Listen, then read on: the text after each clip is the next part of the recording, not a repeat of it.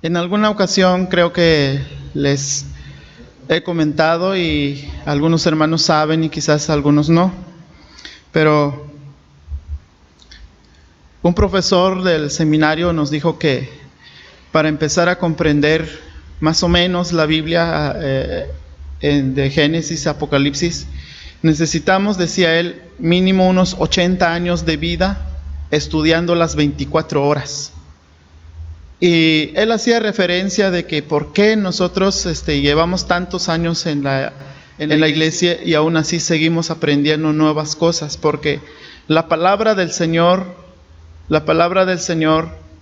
es difícil de comprender de alguna manera, en el sentido de que nos es fácil hacer las cosas del mundo, nos es fácil hacer las cosas del deseo de la carne, y de la palabra de Dios nos es un poquito más complicado comprenderlas y practicarlas.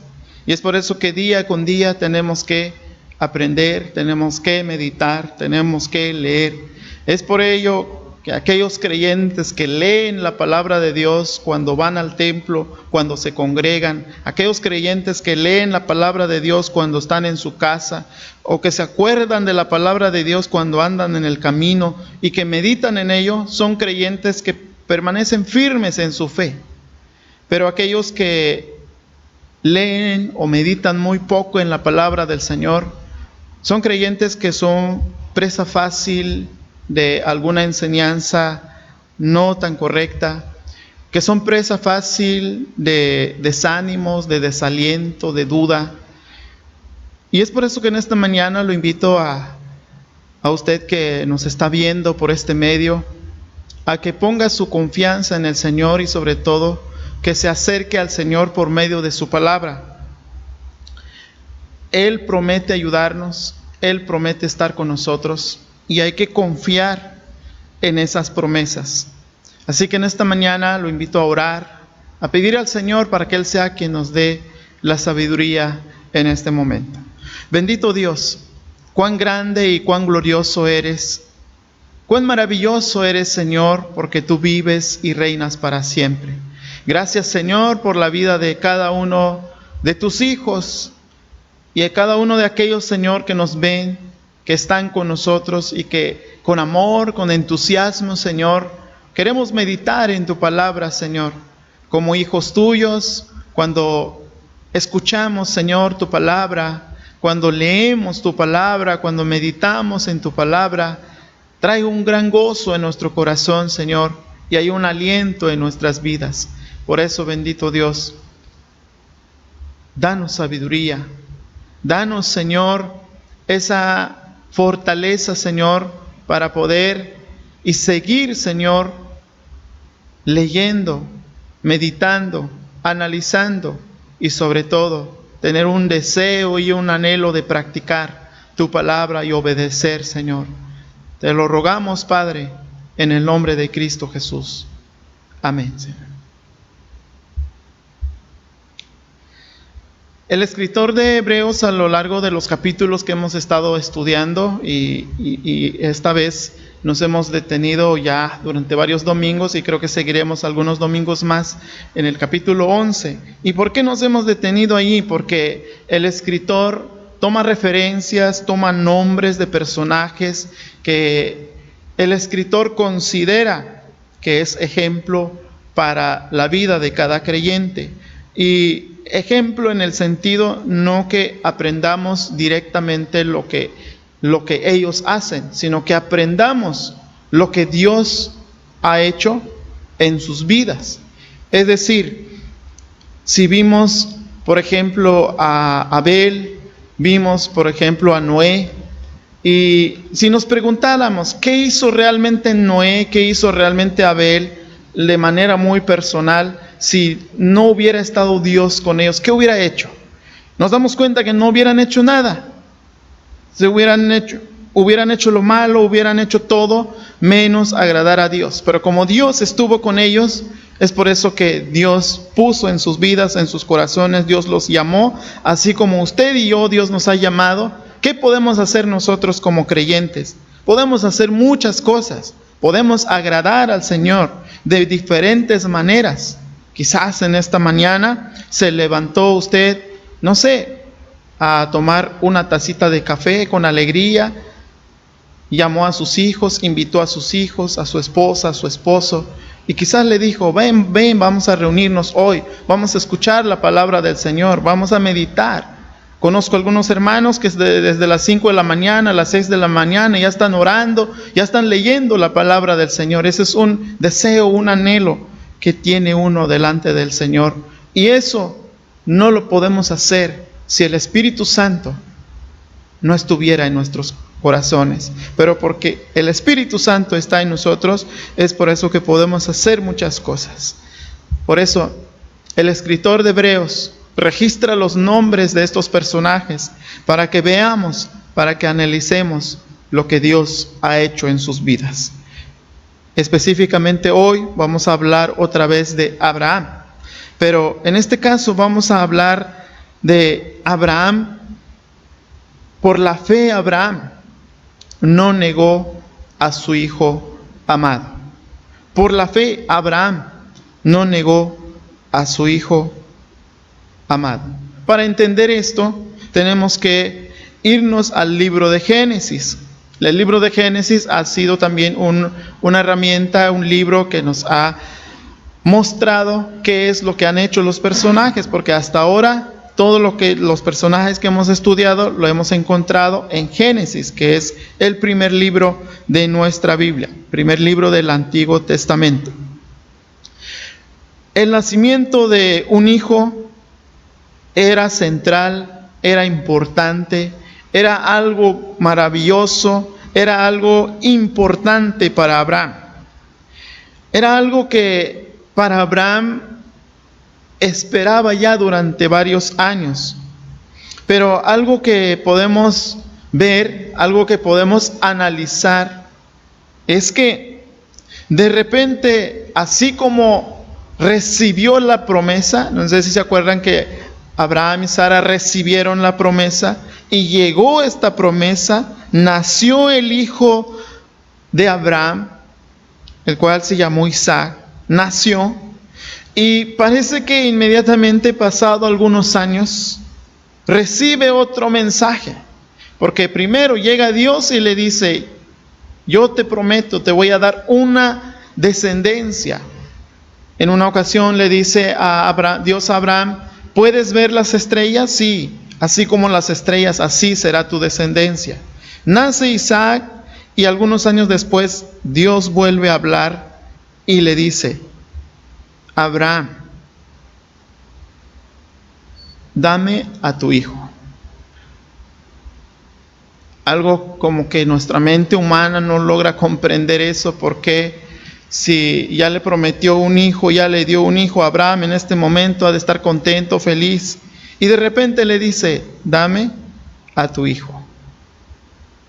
Y el escritor de Hebreos dice que en Isaac sería el hijo a través del cual Dios cumpliría sus promesas de darle a Abraham una multitud de descendencia. Entonces, pareciera algo que tenemos que meditarlo bien, porque ¿cómo va a cumplir Dios su promesa en darle la descendencia de una multitud enorme si lo está pidiendo para que sea sacrificado Isaac?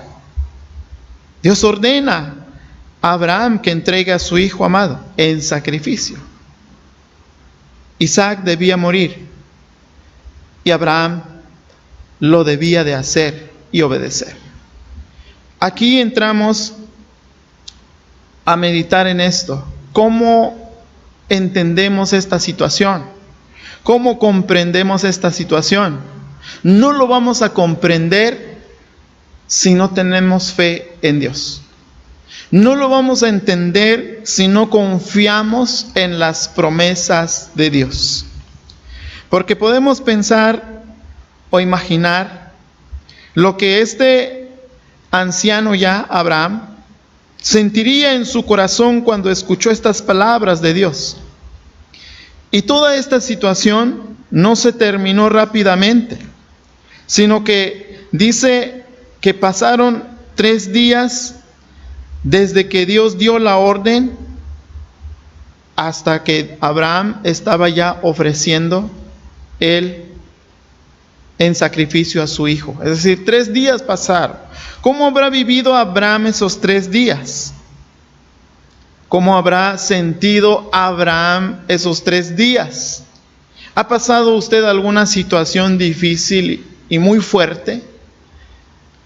Generalmente cuando estamos bien, esta semana personalmente mi esposa y yo platicando decíamos, pues ya es viernes y ¿cómo pasó luego la semana? Ni lo sentimos cómo pasó. Pero cuando ha habido una situación difícil, yo sé que a veces los minutos, las horas, los días se vuelven más largos y se sienten más. ¿Cómo habrá sentido o qué habrá sentido Abraham cuando Isaac pregunta, Padre mío, aquí están el fuego y la leña, pero ¿dónde está el cordero para el holocausto? ¿Qué habrá sentido en su corazón Abraham? La Biblia no registra o no dice que le haya dicho, pues no te preocupes, hijo, tú eres el sacrificio, sino que la respuesta fue otra. Pero en sí, ¿qué habrá pensado? ¿Qué habrá sentido Abraham? Abraham, según nos dice la Escritura, él no presentó quejas, no nos muestra la palabra que haya presentado quejas. ¿Por qué, Señor? ¿Y ahora por qué me lo diste? ¿Y ahora por qué me lo pides? No, fue pronto para obedecer. Él hizo todo, él fue obediente. ¿Y por qué? Porque confiaba en Dios. Confiaba de que de alguna manera Dios, de una o de otra manera, cumpliría su promesa de que Abraham le iba a dar una descendencia enorme, una descendencia como las estrellas del cielo. Cumpliría sus promesas, porque Abraham sabía que Dios era Dios que cumple sus promesas. En el versículo 5 del capítulo 22 de Génesis dice, esperen aquí, le dice a sus siervos, esperen aquí con el asno y el niño y yo iremos hasta ese lugar. Allí adoraremos y luego volveremos aquí mismo. De alguna manera Abraham estaba convencido, él sabía de que volverían. ¿Por qué? ¿Estaba seguro de eso? No, pero sabía de alguna manera que Dios estaba en protección de su vida y la vida de su hijo, el cual en él se cumpliría la promesa de una descendencia enorme. Confiar en Dios, hermanos, creer en Dios, es aceptar su voluntad. ¿Alguna vez usted ha dicho, Señor, hágase tu voluntad en mi vida? ¿Y sabe qué significa que se haga la voluntad de Dios en nuestras vidas? Quisiera mostrarle un pasaje de la palabra del Señor. Si allí tiene a la mano su Biblia, en Daniel capítulo 3, en domingos pasados también le habíamos dado lectura a esto de manera rápida, pero hoy vamos a meditar un poco de esto. Daniel capítulo 3, verso 16, 17 y 18.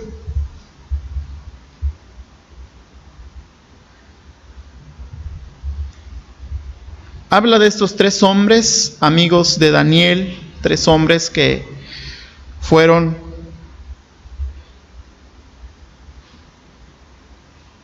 encontrados de pie, sin inclinarse ante la estatua que el rey había hecho.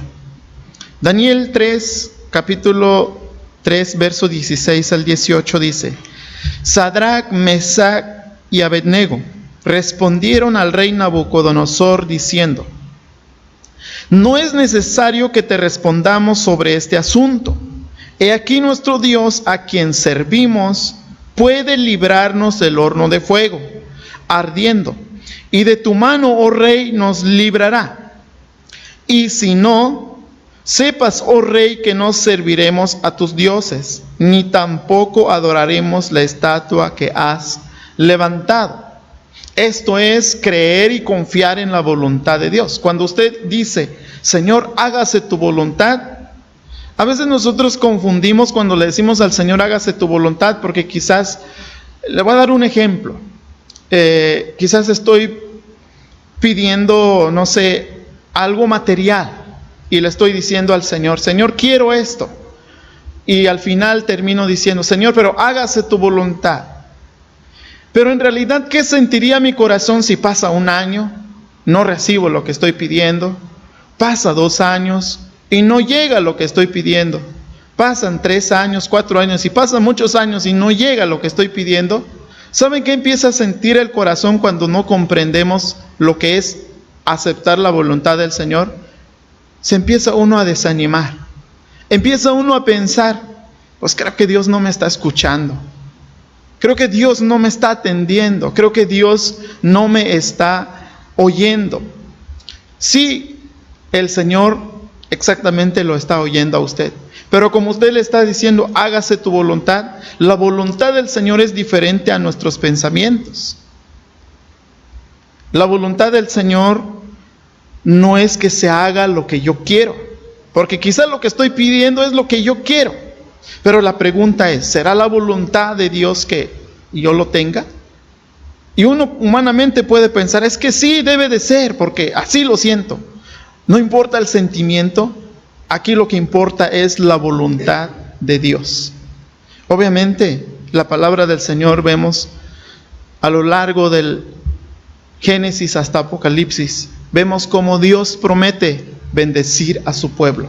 Pero tenemos que estar bajo la voluntad de Dios. Como estos hombres, ¿qué le dijeron al rey? ¿Qué dijeron estos hombres? Le dijeron al rey Nabucodonosor, quiero que sepas, oh rey, que nuestro Dios a quien servimos nos va a librar de este horno de fuego ardiendo y de tu mano nos va a librar. Estaban seguros y convencidos de eso. Pero cuando dicen, y si no, como diciendo, pero si no llegara a suceder eso, que no nos librara, que nos llegáramos a quemar allí, vamos a ser incinerados allí, vamos a quedar hechos polvos allí. Y si sucediera eso, sepas, oh rey, que no serviremos a tus dioses. Eso es realmente confiar en Dios, no importando la respuesta que vamos a recibir de parte del Señor. Sabiendo que, como dice el apóstol Pablo, a los que aman a Dios, todas las cosas les ayuda a bien.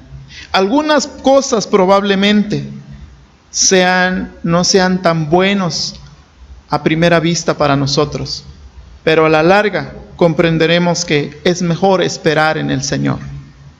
El momento más dramático, el momento más quizás sentimental que recibe Abraham es cuando su hijo pregunta, ¿dónde está el cordero para el sacrificio? La respuesta de Abraham fue, Dios proveerá el cordero para el holocausto, hijo mío. Dios proveerá, ahí está la confianza del Señor. Les decía antes que Abraham no le dijo, tú eres el que voy a sacrificar. Algo que también vemos aquí y que tampoco nos dice la Biblia, no nos relata, pero que podemos ver que tampoco en Isaac hubo alguna resistencia, tampoco en Isaac hubo algo así como que pues, no quiero. Isaac vio a su padre construir un altar. Isaac vio a su padre hacerlo todo, pero de alguna manera sabía que la fe de su padre es la fe de él y que tenía que obedecer conforme estaba haciendo su padre. ¿Qué aprendemos de esto? Usted como padre de familia, usted como madre de familia, ¿qué ve sus hijos en usted? ¿Su fe? ¿Sigue sus hijos su fe? ¿Aprende sus hijos de su fe? Porque a veces pasamos renegando muchas cosas. ¿Por qué no recibo esto? ¿Por qué Dios no me escucha? ¿Por qué Dios no me atiende? ¿Por qué esto? ¿Por qué aquello? Y si nos damos cuenta, sabemos que los hijos, los niños son Alguien decía, son una esponjita que ellos van agarrando todo, van viendo todo. Ellos van repitiendo lo que uno hace. Entonces, ¿qué es lo que aprende de usted, sus hijos? Esperemos que sea la fe que tiene en Dios. Cuando Dios probó la fe de Abraham, no fue porque él estuviera inseguro de Abraham, o que tenía dudas al respecto de su fe, a ver si realmente Abraham creía, sino que lo hizo para bendecir a Abraham, para que su fe creciera en sí mismo en Abraham, para que su fe se afirme en Abraham. No que Dios tuviera duda, no que Dios haya visto algo ahí, como que para que Dios se convenciera de que realmente Abraham creía en él, no. Dios le probó para perfeccionarlo, para bendecirlo, para ayudarlo. En la primera carta de Pedro, capítulo 1, versos 7 y 9, dice la palabra del Señor: para que sometida a prueba vuestra fe, mucho más preciosa que el oro, el cual, aunque perecedero, se prueba con fuego, sea hallada en alabanza, gloria y honra cuando sea manifestado Jesucristo, a quien amáis sin haberle visto, en quien creyendo, aunque ahora no lo veáis, os alegráis con gozo inefable y glorioso, obteniendo el fin de vuestra fe, que es la salvación de vuestras almas. La fe, cuando es probada, se perfecciona en nosotros. La fe, cuando es probada, recibe una fortaleza en nosotros, de tal manera que somos más fuertes, somos más firmes en confiar en nuestro Dios. Dios le dijo a Abraham: por esto que has hecho de no negarme a tu único hijo, ciertamente te bendeciré. Ahora bien, tenemos que entender también que Dios no ratifica su promesa por lo que hizo Abraham. No fue por eso. No debemos pensar que Dios solamente cumple sus promesas cuando ve obediencia. Dios, cuando promete algo, Él lo cumple. El Señor ha sido fiel y había sido fiel desde el tiempo en que vivió con Abraham, estuvo con Abraham desde pequeño, cuando creció, cuando salió del Ur de los Caldeos, y todo el proceso de caminar de Abraham, Dios había sido firme y fiel con sus promesas, porque Él había cumplido de guardar y de cuidar a Abraham hasta llegar a sus descendencias. Y es por eso que cuando Abraham estuvo a punto de hacer el sacrificio, ya conocemos la historia. ¿Qué dijo Dios? Envía a su ángel y le dice: Abraham, detente. Y sabemos que Isaac, de manera literal, no fue sacrificado. Y en Isaac se cumplió la promesa de que Abraham tuviera una descendencia enorme. Un hijo de Dios responde a la prueba con fe y obediencia. Un hijo de Dios responde al castigo con fe, humildad y arrepentimiento. Un hijo de Dios responde a la tentación con fe, oración e integridad. ¿Qué quiero decir con esto? Que aquel que es hijo de Dios le llega una prueba de su fe. Hay que diferenciar entre lo que es una prueba, un castigo, una tentación. Cuando hablamos de castigo es porque generalmente, no sé si recuerdan Jeremías capítulo 2, si no mal recuerdo, dice: tu maldad te castigará. Y vemos varias cosas ahí en Jeremías. Muchas cosas, lo que nos pasa a nosotros, algunas cosas es porque nosotros lo buscamos. Es decir, es el castigo, tu maldad te castigará. Lo que hicimos es lo que está llegando a nuestras vidas. Y es por eso que debemos comprender cuando es una prueba, cuando es un castigo, cuando es una tentación que está pasando. Debemos responder siempre con fe. eso sirviendo y glorificando al Señor. La palabra del Señor dice en Romanos capítulo 10, verso 17, así que la fe es por el oír y el oír la palabra de Dios. También Hebreos 11, 6, pero sin fe es imposible agradar a Dios. Aquel que no tiene fe no puede agradar a Dios, ni por más que digamos que sí, pero si no tenemos fe en Dios, si no confiamos en Él, si no depositamos nuestras vidas en Él, ni por más que digamos que voy a serle fiel, voy a cumplirle, no podemos, porque es imposible que agrademos al Señor si no tenemos fe en Él. Es por eso que en esta hora de la mañana acerquémonos a Él con fe y digámosle: Señor, dame de esa fe que puede vencer las tentaciones, de esa fe que puede esperar en medio de una prueba, de esa fe que puede recibir el castigo sabiendo que he cometido alguna falta. Una de las cosas que debemos entender es que nuestra fe nos debe llevar, nos debe encaminar a despojarnos de todo, así como lo hizo Jesús por nosotros. El apóstol Pablo escribe en su carta a Filipenses capítulo 2, verso 5, dice: haya pues en vosotros este sentir que hubo también en Cristo Jesús, el cual siendo en forma de Dios no estimó el ser igual a Dios como a cosa que aferrarse. El verso 7, es importante entender esto: sino que se despojó a sí mismo, tomando forma de siervo, hecho semejante a los hombres.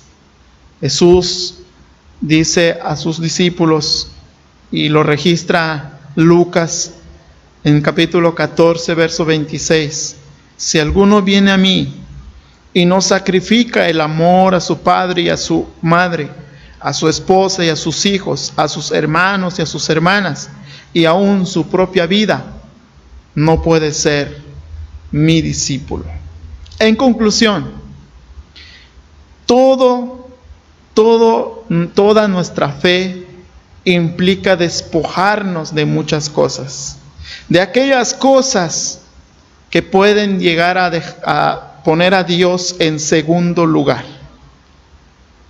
Es por eso que hay que tener cuidado también cuando recibimos las bendiciones del Señor. Para terminar, quiero comentarle una ilustración. No sé si esto pasó realmente, pero me llamó la atención. Un hombre le decía al Señor: Señor, si me das el carro que yo necesito para moverme, para ir a los cultos, te prometo, Señor, que en todos los servicios, todos los cultos, yo estaré ahí. Pasado algunos días, recibe el carro y después Dios le dice algún tiempo después: ¿dónde está lo que me prometiste? Te he estado esperando, no has llegado a los cultos. Y este hombre responde: Señor, tú sabes que yo necesitaba para otros asuntos este carro, y por eso me he ocupado mucho y no he tenido tiempo para ir a adorar tu nombre. Ojalá no haya ninguna cosa, sea material, sea económico o sea familiar, algo o alguien, ojalá no haya nada que haga que Dios quede en segundo lugar. Que todo lo que hagamos sea Dios en primer lugar. No importa que las cosas lo dejemos un rato. No importa que a las personas dejemos un rato, pero hay que poner a Dios en primer lugar. La prueba de nuestra fe en nosotros es despojarnos de muchas cosas, despojarnos aún de personas. Así que, amados hermanos y amigo que me escucha, en este momento le pido que ponga su vida en el Señor, que confíe plenamente en el Señor. No importa la situación que pase, no importa la dificultad que pase, recuerda esto: Dios cumplirá su promesa. Lo invito a inclinar su rostro y a orar en este momento. Maravilloso Dios, te damos gracias porque eres bueno, eres glorioso, eres santo, poderoso. Gracias porque así como prometes bendecirnos,